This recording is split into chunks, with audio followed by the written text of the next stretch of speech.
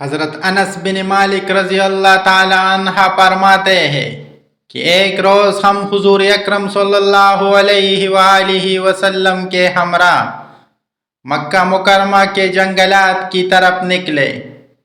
ہم تمام پہاڑوں کے ایک پہاڑ پر بیٹھے تھے کہ ایک بوڑھا شخص نمودار ہوا جو اپنی لاٹھی کے سہارے چل رہا تھا۔ اس نے حضور صلی اللہ علیہ وآلہ وسلم کو سلام کیا۔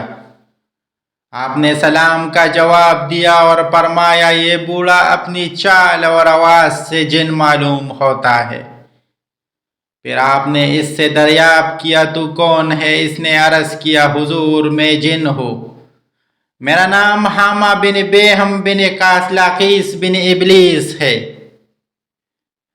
حضور صلی اللہ علیہ وآلہ وسلم نے فرمایا، میں تیرے اور شیطان کے درمیان صرف 2 پشتوں کا فاصلہ دیکھ رہا ہوں۔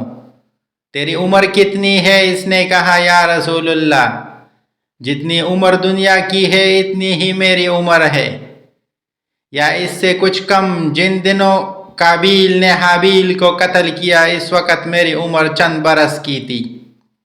میں پہاڑوں میں دوڑتا پھرتا تھا اور لوگوں کے دلوں میں وسوسے ڈال دیا کرتا تھا۔ حضور اکرم نے فرمایا، یہ تو بہت بڑا برا عمل تھا۔ اس جن نے حضور اکرم صلی اللہ علیہ وآلہ وسلم سے کہا، مجھے ملامت نہ فرمائیے کیونکہ میں ان لوگوں میں سے ہوں جو حضرت نوح علیہ السلام پر ایمان لائے تھے اور توبہ کر لی تھی، اور دعوت دین کے کام میں ان کے ساتھ تعاون کیا تھا اور انہیں راضی کر لیا تھا۔ اس کے بعد وہ جن اتنا رویا کہ ہم بھی رونے لگے۔ اس جن نے کہا، اللہ کی قسم میں بہت شرمندہ ہوں اور میں اللہ کی پناہ مانگتا ہوں اس بات سے کہ میں کافر رہوں۔ نیز میں نے حضرت ہود علیہ السلام سے ملاقات کی اور میں ان پر ایمان لایا۔ اسی طرح میں نے ابراہیم علیہ السلام سے بھی ملاقات کی، اور جس وقت حضرت ابراہیم علیہ السلام کو آگ میں ڈالا جا رہا تھا میں بھی ان کے ساتھ تھا، اور جب حضرت یوسف علیہ السلام کو کنویں میں ڈالا گیا تو میں بھی ان کے ساتھ تھا، اور حضرت یوسف علیہ السلام سے پہلے کنویں میں پہنچ گیا۔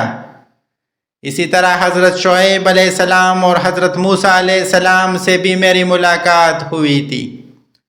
انہوں نے مجھے تورات سکھائی تھی اور فرمایا تھا، اگر تم عیسیٰ علیہ السلام سے ملاقات کرو تو ان کو میرا سلام کہنا۔ جب بھی میری ملاقات حضرت عیسیٰ علیہ السلام سے ہوئی تو میں نے موسیٰ علیہ السلام کا سلام ان تک پہنچایا۔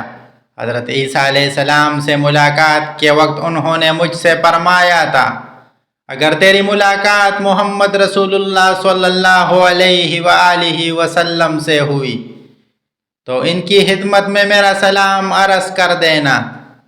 چنانچہ میں اس امانت سے سبکدوش ہونے کے لیے آپ کی خدمت میں حاضر ہوا ہوں، اور حضرت عیسیٰ علیہ السلام کا سلام آپ کی خدمت پیش کرتا ہوں، اور آپ صلی اللہ علیہ وآلہ وسلم پر ایمان لاتا ہوں۔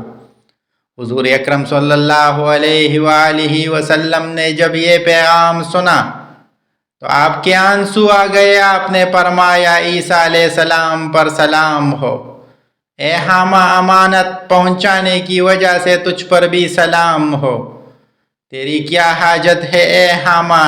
اس جن نے عرض کیا کہ حضرت موسیٰ علیہ السلام نے مجھے تورات سکھائی تھی اور حضرت عیسیٰ علیہ السلام نے مجھے انجیل سکھائی تھی، پھر آپ صلی اللہ علیہ وآلہ وسلم مجھے قرآن سکھا دیجئے۔